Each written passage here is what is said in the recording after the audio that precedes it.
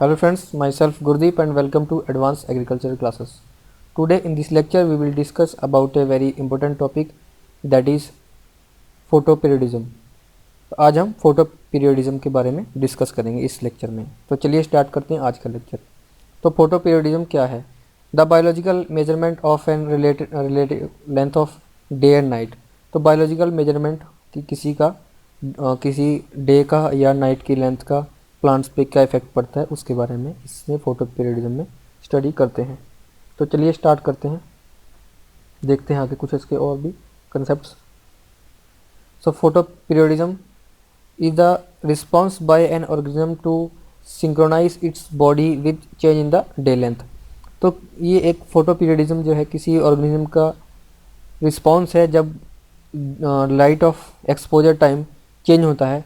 Means कि जब day length change होती है, डे लेंथ चेंज होगा मतलब अगर डे लॉन्ग हो तो नाइट शॉर्ट हो गया, शॉर्ट नाइट लॉन्ग होगी तो डे शॉर्ट होगा। तो जो उसका रिस्पॉन्स है किसी ऑर्गेनिज्म का लाइट के प्रति, तो लाइट के पीरियड के प्रति, उसको हम फोटोपीरियोडिज्म कहते हैं। At high latitudes, this is important because the change in the length of the day indices the season। तो जो हाई लैटिट्यूड्स होते हैं उन पे जो change of day of length है तो ये वहाँ के सीजन को डिपेंड करता है। अगर डे लेंथ लॉन्ग है तो समर सीजन जैसे, या डे शॉर्ट है तो विंटर सीजन। तो इस तरह से जो सीजन का चेंज भी आता है। Days getting shorter indicates winter is approaching. Means अगर डे छोटे हो रहे हैं तो विंटर आ रहा है। Days are getting longer indicates major then it shows summer approaching. तो अगर डे लेंथ लॉन्ग हो रही है तो इसका मतलब है कि समर अप्रोच कर रही है। Some plants regulate their flowering this way. तो कुछ प्लांट्स है जो ऐसे होते हैं जो कि अपनी फ्लावरिंग को रेगुलेट करते हैं फोटोपीरियोडिज्म के अकॉर्डिंग। तो जो द कंट्रोल ऑफ फ्लोरिंग, तो फ्लावरिंग का जो कंट्रोल है, the change in the day length, जो वो जैसे कि डे लेंथ चेंज होती है उसी अकॉर्डिंग वो उसका फ्लावरिंग भी चेंज होता है। Photoperiodism mechanism in the leaves, तो जो फोटो पीरियड होता है उसका मैकेनिज्म भी चेंज होता है। देन फ्लोरिजन हार्मोन, जो फ्लोरिजन उसमें हार्मोन होता है जो फ्लावरिंग को कंट्रोल करता है और वो फ्लावरिंग बर्ड्स को कंट्रोल करता है। देन वो फ्लावरिंग या स्प्राउटिंग होती है। तो मीन्स की जो टोटल डे लेंथ होगी वो फ्लावरिंग को अफेक्ट करती है, क्योंकि जो डे लेंथ है वो एक मैकेनिज्म जो होता है फोटो पीरियड का, जो मैकेनिज्म है जो फ्लोरिजिन को एक्टिवेट करता है, उससे फ्लावर बर्ड्स निकलते हैं, उस फ्लावर बर्ड से ही फ्लावरिंग होता है। Then classification to the photoperiodism control of flowering. तो फोटो पीरियडिक जो कंट्रोल है उसके क्लासिफिकेशन क्या क्या किया गया है, उसके 3 क्लासिफिकेशन है। शॉर्ट डे प्लांट्स, तो शॉर्ट डे प्लांट्स फ्लावरिंग पर शॉर्ट डेज मीन्स की लॉन्ग नाइट। तो जो शॉर्ट डे प्लांट्स होते हैं उसमें डे ऑफ लेंथ स्मॉल या शॉर्ट चाहिए होता है, लेकिन नाइट लॉन्ग चाहिए। मीन्स उसको लाइट कम रिक्वायरमेंट है as compare to dark. Then है लॉन्ग डे प्लांट्स, तो लॉन्ग डे प्लांट्स कौन से? फ्लावरिंग के पास लॉन्ग डेज, तो उसको लॉन्ग डेज चाहिए, शॉर्ट नाइट्स। मीन्स कि उसको लाइट पीरियड ज़्यादा चाहिए as compare to dark period. Next है डे न्यूट्रल प्लांट्स, मीन्स कि जो डे न्यूट्रल हैं उसको नाइट या डे से या लाइट से या डार्क से कोई इफेक्ट ज़्यादा नहीं पड़ता है। Flowering is not regulated by the day of length. Then germination, तो जर्मिनेशन की जो प्रोसेस है वो 2-3 प्रोसेस है। जैसे कि पहले जर्मिनेशन स्टार्ट होता है, फिर जुवेनाइल स्टेज आती है, तो जुवेनाइल स्टेज के बाद एडल्ट होता है, तो एडल्ट के बाद उसमें फ्लावरिंग या रिप्रोडक्टिव होता है। तो इसमें मेनली वेजिटेटिव है और रिप्रोडक्टिव 2 स्टेज में इसको बोला गया है। तो वेजिटेटिव के अंदर जुवेनाइल स्टेज है और एडल्ट स्टेज है, और फिर एडल्ट जब आगे और डेवलप होता है तो उसको रिप्रोडक्शन होता है। मीन्स कि उसको दोबारा नए फूल फल का या बीज का जर्मिनेशन होता है। तो रिस्पॉन्स टू डे लेंथ, तो रिस्पॉन्स कैसा होता है डे लेंथ से? Response varies according to the age of the plant and variety of the varies in its intensity. तो ये एज है किसी प्लांट की, उस एज से प्लांट की एज पर डिपेंड करता है कि वो कैसा रिस्पॉन्स देता है, और उसकी लाइट की इंटेंसिटी कितनी है किसी प्लेस पे, उस पर भी डिपेंड करता है कि वो कितना रिस्पॉन्स देगा। Broadly they can be grouped into 3 categories, तो ब्रॉडली इनको 3 कैटेगरीज में डिवाइड कर सकते हैं। तो वो 3 कैटेगरी कौन सी है? लॉन्ग डे, शॉर्ट डे और डे न्यूट्रल। तो जो रिस्पॉन्स टाइम है वो कैसे कैसे मापा गया है, कितना उसको लिमिट दी गई है। तो जो लॉन्ग डे प्लांट्स है मीन्स कि उसको शॉर्ट नाइट्स है, शॉर्ट डार्क पीरियड्स है, तो जो लॉन्ग डे हैं वो जनरली 9 to 16 आवर्स के बीच में रखा गया है। मीन्स कि जो प्लांट्स की रिक्वायरमेंट लाइट के प्रति 9 से 16 आवर्स है उसको हम लॉन्ग डे प्लांट्स बोलते हैं। तो इसमें जो आता है रेड क्लोवर एग्जांपल है वो 9 आवर्स से ज़्यादा चाहिए, जो ओट्स है उनको 12 आवर्स से ज़्यादा लंच का डे चाहिए, और जो विंटर व्हीट है उसको about more than 12 hours day light चाहिए। तो जो शॉर्ट डे प्लांट्स है उसको less than 10 to 16 hours requirement होती है डे लेंथ की। मीन्स कि उसको लॉन्ग नाइट्स या लॉन्ग डार्क पीरियड की रिक्वायरमेंट होती है। तो इसका एग्जांपल क्या है, क्राइसेथेनियम है जो कि लेस देन 15 आवर्स उसको चाहिए। इस तरह से टोबैको है, इसको लेस देन 14 आवर्स उसका डे लेंथ चाहिए। और जो डे न्यूट्रल है उनको do not respond to the day length, उनको रिस्पॉन्ड नहीं करती हैं, उसको मीन्स कोई इफेक्ट नहीं पड़ता है डे से या नाइट से। तो इसका एग्जाम्पल क्या है, कुकुम्बर, हॉलीमेज एक्सेट्रा। तो इस तरह से डे लेंथ रिस्पॉन्स है। नेक्स्ट जो हम बात करेंगे response to day length, some plants flower only after a critical day length. तो जो कुछ ऐसे प्लांट्स होते हैं वो फ्लावरिंग तभी करते हैं जब उसको एक क्रिटिकल डे लेंथ में एक्सपोज किया जाए।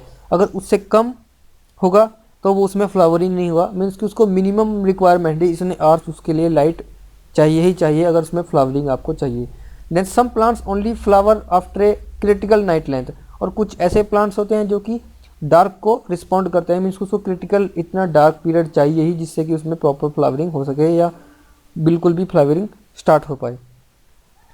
The night break phenomena. तो नाइट ब्रेक फिनोमिना क्या है, for plants with a critical night length a short flash of light in a middle of the night would make the plant behaves as if had been expose to the long day.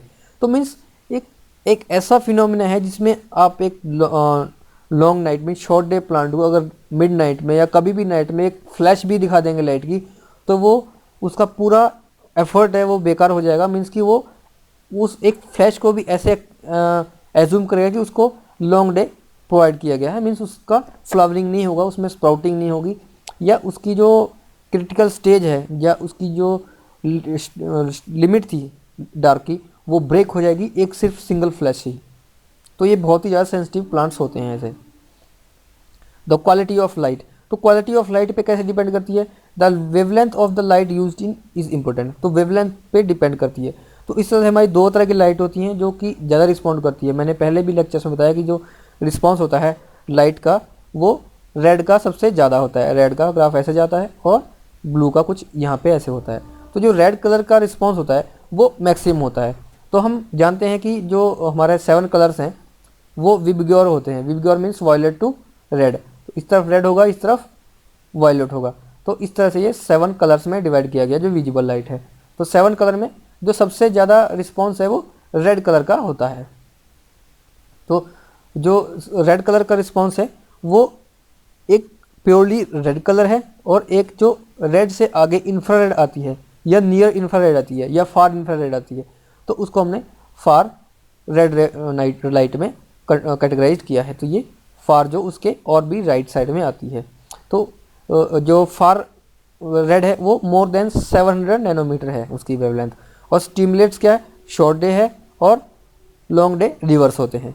और इस तरह से जो red light है वो 670 to 480 है जो कि इनहेबिट्स करते हैं, और जो शॉर्ट डे में इनहेबिट हो जाते हैं और लॉन्ग डे में स्टिमुलेट होते हैं। तो जो अबाउट अगर हम इसको मोटी तरह से देखें तो अबाउट जो विबग्योर होती है मीन्स की जो वायलेट कलर होता है वो अबाउट 390 और यू कैन से 400 मोटा मोटी 400 से 700 के बीच में वेरी करती है। तो यानी जो फार रेड लाइट होती है वो मोर देन 700 नैनोमीटर यानी जो रेड से बियॉन्ड है, और जो 670 to 680 या 700 तक है वो रेड लाइट आती है। तो वो इस तरह से रिस्पॉन्ड करती है, जो शॉर्ट डे में इनहेबिट और लॉन्ग डे में स्टिमुलेट्स होती है। The pigment, the indicated that there should be a pigment that absorbs red light. तो ऐसा पिगमेंट कौन सा है जो रेड लाइट को एब्जॉर्ब करता है, वो कौन सा है, वो है in other words this pigment should be blue green. तो ये पिगमेंट कौन सा है, अपना कुछ नहीं, नथिंग बट क्लोरोफिल। तो क्लोरोफिल है जो रेड लाइट को एब्जॉर्ब करता है, हीट एनर्जी को एब्जॉर्ब करता है और उससे हमारा फूड प्रिपेयर करता है अपने लिए। This pigment is the mechanism capable of recognising change in the day length. तो ये पिगमेंट होता है जो क्लोरोफिल है या फाइटोक्रोम है। तो फाइटोक्रोम क्यों बोला, क्योंकि ये फाइट मतलब प्लांट और क्रोम मीन्स लाइट, जो कि लिविंग प्लांट्स में होता है, ये इसको फाइटोक्रोम कहा है, ये जो कि लाइट को रिस्पॉन्ड करता है। ये इस पिगमेंट को फाइटोक्रोम इसलिए कहा गया क्योंकि ये लाइट को रिस्पॉन्स करता है। तो ये पिगमेंट ही उसको रिकग्नाइज करता है डे लेंथ को, कि कितना डे उसको, कितना टाइम उसको एक्सपोज किया गया है लाइट में। देन फोटोपीरियडिज्म मैकेनिज्म, तो इसका मैकेनिज्म क्या होता है? तो दो तरह के फोटोपीरियडिज्म बोले हैं, जो कि लॉन्ग डे और शॉर्ट डे। और जो लॉन्ग डे शॉर्ट डे दोनों में रिस्पॉन्ड करते हैं, कौन सी लाइट होती है? एक तो होती है रेड और फार रेड। तो हमने यहाँ पे इसको डिफाइन किया है, शॉर्ट डे, लॉन्ग डे, और लॉन्ग डे शॉर्ट डे में ये पी आर और पी एफ आर मीन्स की R means red that absorbs red light, P F R means that absorbs far red light. तो ये दोनों में डिवाइड किया गया है।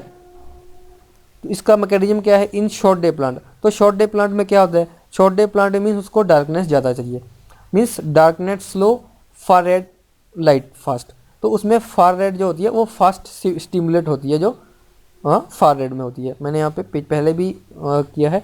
जो फार रेड है उसमें लॉन्ग डे रिवर्स होता है, लेकिन शॉर्ट डे स्टिमुलेट होता है, मीन्स कि उसको डार्कनेस ज़्यादा चाहिए, क्योंकि इसमें स्टिमुलेट वो शॉर्ट डे मीन्स कि नाइट टाइम में ज़्यादा स्टिमुलेट करता है। Then P R builds up short day plants and florigen activated. जो फ्लोरिजन होता है, जो फ्लावरिंग के लिए रिस्पॉन्सिबल होता है, वो शॉर्ट डे में एक्टिवेट होता है, जो कि इससे फार रेड से और उससे फ्लावरिंग होती है। और जब हम देखते हैं लॉन्ग डे को, मीन्स कि उसमें रेड को रिस्पॉन्स करता है। तो जो रेड को रिस्पॉन्स करता है वो पी एफ आर बिल्डअप होता है, देन लॉन्ग डे एक्सपोज होता है, फिर फ्लोरिजन एक्टिवेट होता है, उसके बाद फ्लावरिंग होती है। तो इस तरह से ये लॉन्ग डे का मैकेनिज्म है। तो ये दोनों को दिखाया है, जो कि अगर सनलाइट रेड लाइट को रिस्पॉन्स कर रहा है मीन्स लॉन्ग डे है, तो फ्लोरिजन एक्टिवेट हो जाएगा। अगर शॉर्ट डे है तो पी आर बिल्ड होगा और इससे हमारा फ्लोरिजन एक्टिवेट होकर फ्लावरिंग होगा। देन एक नई टर्म आती है वल्नराइजेशन। तो वल्नराइजेशन क्या होता है? टेम्परेचर को रिस्पॉन्ड करता है, मीन्स कि वल्नराइजेशन की डेफिनेशन क्या है? The process by which flowering is promoted by prolonged exposure to the cold of a typical winter. तो जब उसको प्रोलॉन्ग्ड कोल्ड में उसको एक्सपोज किया जाता है, तो उसमें फ्लावरिंग होती है। That plant expose to the low temperature to initiate and promote flowering. तो जब उसे लो टेम्परेचर में एक्सपोज किया जाता है तो फ्लावरिंग को प्रमोट होता है। Common in biennials and some perennials plants. तो कॉमन होते हैं। Reactions are varies among species and varieties. तो ये रिएक्शंस होती है स्पीसीज और वेराइटीज़ में वेरी करती है, species to species and variety to variety. तो एग्जांपल क्या है? Apple, cherry, pear, peaches, carrot, cabbage, bulk like tulip, onion etcetera. A cold storage is used to preserve sets bulbs during winter. This cause the sets of flower and produce seeds in spring. तो ये winter में store किए जाते हैं, लो temperature को respond करते हैं, वल्नराइजेशन होता है, और वो जो स्प्रिंग में जब एंड होता है विंटर का, तो ये स्प्राउट करते हैं। देन बी टाइप कौन से है? डीवल्नराइजेशन, मतलब मीन्स डीवल्नराइज। तो sets are expose to 27 degree Celsius for 2 to 3 weeks before planting. तो इनमें जो डीवल्नराइज होता है उसमें हाइयर टेम्परेचर दिया जाता है, मोर देन 20-25 डिग्री सेल्सियस दिया जाता है 2-3 वीक के लिए, और उसको डीवल्नराइज किया जाता है, means opposite to the vernalization. Temperature and time of vernalization -4 to 12 degree, most sufficient 1 to 2 degree. Reaction between temperature and time. तो रिएक्शन टाइम और टेम्परेचर के बीच में होता है। In range of vernalization temperature the lower temperature the shorter time. तो जितना कम temperature का नहीं उतना ही कम पीरियड के लिए उसको एक्सपोज किया जाता है। The lower temperature for vernalization the plant needs the longer time last. तो अगर उसका टेम्परेचर जितना कम होगा उतना ही ज़्यादा उसको प्लांट को ज़्यादा रिक्वायरमेंट होती है वल्नराइजेशन की। तो टेबल हमने यहाँ पे बनाई है इसकी। जो स्प्रिंग वीट होती है उसको 5 to 15 डिग्री टेम्परेचर अगर दिया जाए तो उसको 5 to 8 डेज के लिए रखा जाता है।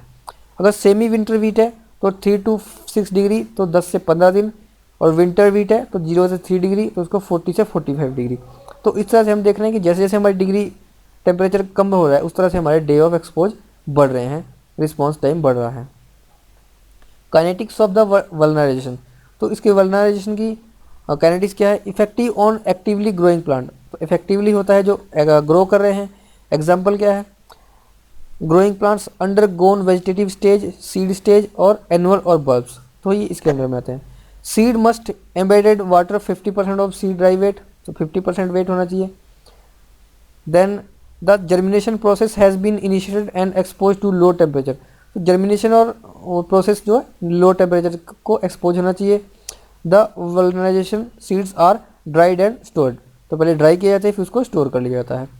Other plants in particular that biennials and cabbage must reach a certain limit minimum size और age before they can be vernalize, तो एक उनकी एक सर्टेन एज होती है, यानी एक सर्टेन पीरियड के बाद ही उसको वल्गनाइज किया जा सकता है। मीन्स हम कभी भी नहीं कर सकते, उसका एक स्पेसिफिक लिमिट है, स्पेसिफिक एज होता है और साइज होता है कब उसको वल्गनाइज किया जाए। एप्लीकेशन क्या है वल्गनाइजेशन के, treatment with vernalisation and devernalisation, तो इसकी ट्रीटमेंट किए जाते हैं कैसे, ओनियंस फॉर सीड प्रोडक्शन, तो ओनियन की सीड प्रोडक्शन के लिए किया जाता है। Induced crop to flower, flower करने के लिए, इंड्यूस करने के लिए। फोर्सिंग प्लांट्स फॉर अर्लियर और लेट ब्लूम, तो अर्लियर या लेट ब्लूम करने के लिए फोर्स किया जाता है। ब्लूम इंडोर, इंडोर ब्लूम करने के लिए मीन्स अगर कोई शेड में रखा हुआ है, वहाँ पे धूप नहीं आ रही है या सनलाइट नहीं हो रही है, शेड्स में है, तो इंडोर्स है, मतलब कि अंदर है, घर के अंदर है, तो उनको ब्लूम करने के लिए यूज़ किया जाता है। देन सेलेक्टिंग सोइंग डेट, तो जो सोइंग डेट है उसको एडजस्ट करने के लिए, कि अगर हम बोलते हैं कि ये क्रॉप है जो कि इस डेट से इस डेट के बीच में ही बोई जानी चाहिए, मीन्स कि हमने उसको ऐसा एडजस्ट किया है, इतना उसको डिग्री ऑफ वल्गनाइजेशन दिया है कि इस डेट से इस डेट के अंदर अगर बोई जाएगी, सो की जाएगी, तो उसकी मैक्सिमम एफिशिएंसी से वो ग्रो कर सकती है। डिफरेंट टाइप्स एंड कैरेक्टर्स, उसके अंदर में डिफरेंट टाइप्स और कैरेक्टर्स आते हैं। तो डीवल्गनाइजेशन क्या है, द वल्गनाइजेशन कैंसलेशन, तो जो वल्गनाइजेशन किया हमने उसको कैंसिल करना ही डीवल्गनाइजेशन होता है। Before finishing vernalization the effect will lost under high temperature, अगर लो टेम्परेचर किसी को एक्सपोज किया है तो जब हम उसको हाई टेम्परेचर दे देते हैं तो उसका इफेक्ट ख़त्म हो जाता है। तो मीन्स डीवल्गनाइजेशन टेम्परेचर कितना है, 25 टू 40 डिग्री सेल्सियस, मीन्स जैसे जैसे टेम्परेचर बढ़ाते हैं तो वल्गनाइजेशन का जो इफेक्ट है वो ख़त्म हो जाता है। Vernalization onion bulbs expose to high temperature after vernalization, तो जो उसको हाई टेम्परेचर के में एक्सपोज किया जाता है वल्गनाइजेशन करने के बाद। डायरेक्ट प्लांटिंग, तो फ्लावरिंग होती है। Keep in warm temperature 2 to 3 week, not flowering, तो अगर उसको डायरेक्ट प्लांट कर दिया जाता है तो फ्लावरिंग हो जाती है। अगर उसको वार्म टेम्परेचर में, मीन्स कि अगर उसको डीवल्गनाइज कर दिया जाए, हाई टेम्परेचर पे एक्सपोज कर दिया जाए, सपोज 25 to 40 या रूम टेम्परेचर पे 2-3 वीक के लिए, तो उसमें फ्लावरिंग नहीं होगी, मीन्स डीवल्गनाइजेशन हो गया है। सो फ्रेंड्स, ये तो था आज का लेक्चर जिसमें हमने डिटेल में देखा कि फोटो पीरियडिज्म के बारे में और वल्गनाइजेशन डीवल्गनाइजेशन के बारे में। आई होप कि आपको ये लेक्चर पसंद आया होगा। अगर आपको ये लेक्चर पसंद आया है तो प्लीज़ आप अपने फ्रेंड्स में शेयर करिए। Thank you for watching.